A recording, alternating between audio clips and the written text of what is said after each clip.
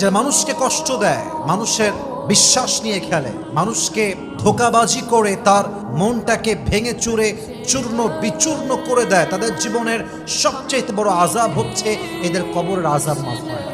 সমস্ত আযাব মাফ হতে পারে, সমস্ত গুনাহ মাফ হতে পারে, কারণ হক হচ্ছে দুই প্রকার। এক হচ্ছে হকুল্লাহ, আল্লাহর হক। দুই হচ্ছে হকুল ইবাদ।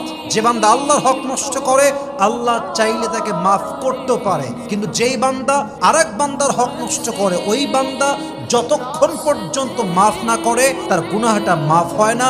কবরে এটা আজীবনের জন্য আযাবের কারণ হয়ে যায়। অতএব কাউকে কষ্ট দেওয়ার পূর্বে হাজারবার ভাববেন, এই কষ্ট আজকে আপনি দিবেন, আজকে বিশ্বাস নিয়ে খেলবেন, আজ কারো মন ভাঙবেন, আপনি আগামীকাল কবরের বাসিন্দা হয়ে যাবেন। কিন্তু ওই বান্দা যদি আপনার কষ্ট পেয়ে কেঁদে যায়, কষ্ট পেয়ে মন ভেঙে যায়, আপনাকে মাফ না করে, আপনার কবরের সমস্ত আযাব মাফ হয়ে গেল।